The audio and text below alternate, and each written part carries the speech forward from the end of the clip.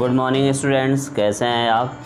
आइए आप सभी लोगों का मैं अपने चैनल लेसन चिकित्सा में पुनः स्वागत करता हूं। जैसा कि आप जानते हैं, आज पहले की भांति फिर एक वीडियो के साथ आपके सामने प्रस्तुत हूं। सबसे पहले मैं आपको किस पाठ के बारे में बता रहा हूं उसकी चर्चा आपसे कर लूं। क्षितिज भाग 2 में संकलित लखनवी अंदाज़, जिसके लेखक का नाम है यशपाल, इनके बारे में हम चर्चा करेंगे। सबसे पहले लेखक का परिचय देते हैं, जीवन परिचय के बारे में देखते हैं इनके। हिंदी के प्रसिद्ध उपन्यासकार, कहानीकार एवं निबंधकार यशपाल जी का जन्म 1903 में पंजाब शहर स्थित फिरोजपुर छावनी में हुआ था। लाहौर में क्रांतिकारियों के संपर्क में आने के बाद इन्होंने असहयोग आंदोलन में भाग लिया और चंद्रशेखर आज़ाद, भगत सिंह, सुखदेव आदि के साथ इन्होंने काम भी किया। यशपाल जी अपनी कहानियों में आम आदमी की दुर्दशा और उसके जीवन की विडंबनाओं का भरपूर सहयोग किया है। उसकी विडंबनाओं को समाज के बीच या अपने लेखन में जगह देने की कोशिश की है। उनकी भाषा सरल, सहज और बोलचाल की भाषा है। इनकी प्रमुख रचनाओं के नाम हैं पिंजड़े की उड़ान, फूलों का कुर्ता, ज्ञानदान, सच बोलने की भूल, मेरी तेरी, उसकी बात आदि। इन्हें साहित्य अकादमी एवं पद्म भूषण जैसे पुरस्कारों से भी अलंकृत किया गया है। इनका निधन 1976 में हुआ। आइए अब हम लखनवी अंदाज़ जो पाठ है इसके बारे में देखते हैं। प्रस्तुत पाठ में लेखक ने बनावटी जीवन यापन करने वाले जो सामंती वर्ग के लोग होते हैं उन पर इन्होंने व्यंग्य किया है। यह वर्ग वास्तविकता को भुलाकर केवल कृत्रिम जीवन जीने में विश्वास रखता है, स्वयं को सामान्य जनजीवन से दूर रखता है और खुद को विशिष्ट व्यक्ति मानता है। इस प्रकार के लोग आज भी हमारे समाज में विद्यमान हैं। आइए इस पाठ का सारांश देखते हैं। लेखक का सेकंड क्लास में प्रवेश, और जैसे ही सेकंड क्लास में प्रवेश होता है नवाब साहब से मुलाकात होती है। नई कहानी सोचने और एकांत में सफ़र करने के उद्देश्य से लेखक ने सेकंड क्लास का टिकट खरीदा था। लेखक लगभग दौड़ते हुए सेकंड क्लास के डिब्बे में चढ़े क्योंकि ट्रेन छूटने वाली थी। डिब्बे में पहले से ही एक सफ़ेद पोश नवाब साहब पालथी मारे हुए बैठे हुए थे।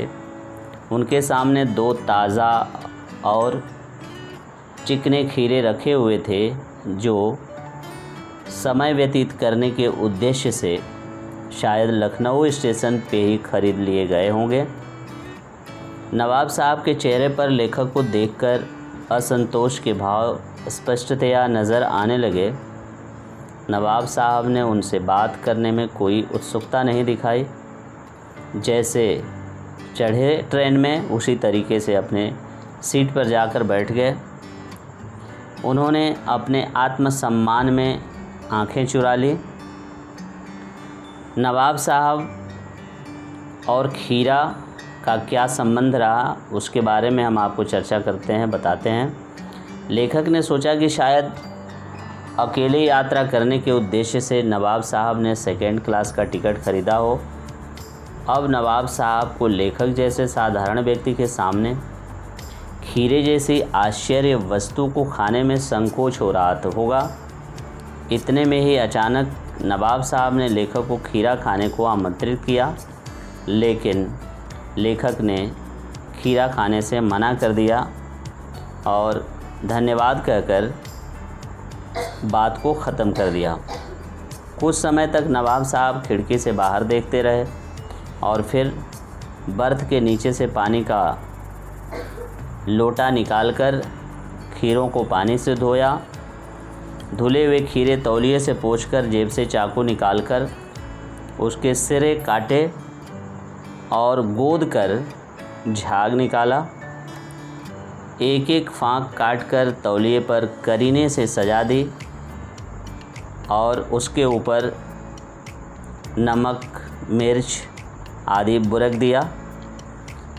उनकी भाव भंगिमा से स्पष्ट था कि खीरे के स्वाद की कल्पना मात्र से ही उनके मुंह में पानी आ रहा था।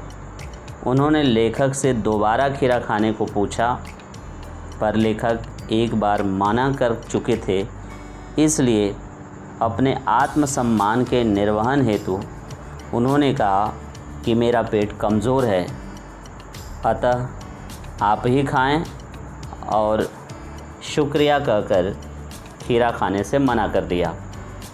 इस तरीके से आगे बात बढ़ती गई।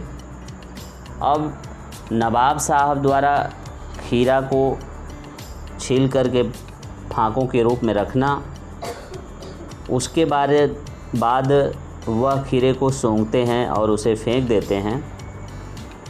नवाब साहब ने संतृप्त आँखों से पहले तो खीरे को देखा और फिर खिड़की के बाहर देखकर दीर्घ निश्वास ली। इसके बाद उन्होंने खीरे की एक एक फाँक उठाई और नाक के पास ले जाकर खिड़की से बाहर फेंक दिया। सभी फाँकों के साथ उन्होंने ऐसा ही किया। नाक के पास ले जाते थे, सूंघते थे और फिर खिड़की से बाहर फेंक देते थे। इसके बाद तौलिए से हाथ मुंह पोंछकर गर्व से लेखक को इस प्रकार देखा मानो कह रहे हों कि हम ख़ानदानी रईस हैं और ख़ानदानी रईसों के खाने का तरीका ही अलग है।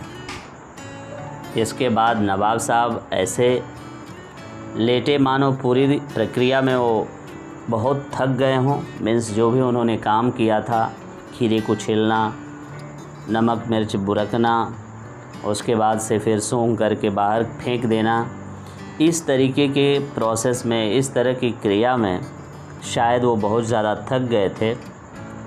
इस वजह से वो लेट गए।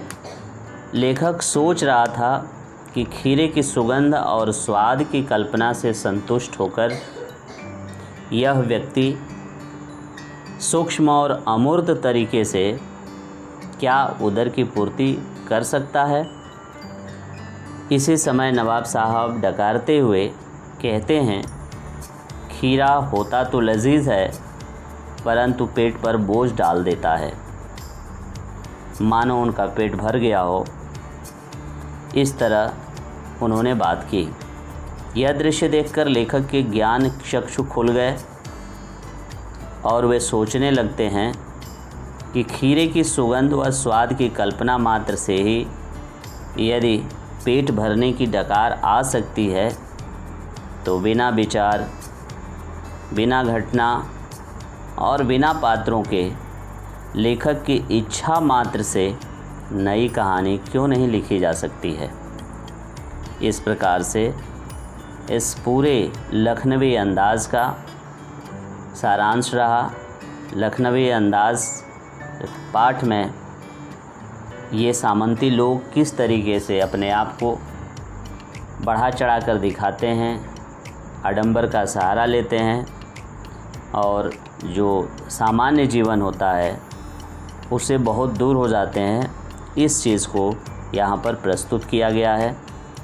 विद्यार्थियों, आपको सीखने के लिए इस पाठ से कुछ चीज़ें मिलती हैं, जैसे बनावटी जीवन से दूर रहने की सीख यह पाठ देता है, कठोर यथार्थ का सामना करने की सीख देता है, व्यवहारिक दृष्टिकोण विकसित करने की सीख देता है और अपने व्यवहार तथा आचरण में वास्तविकता लाने के लिए भी प्रेरित करता है।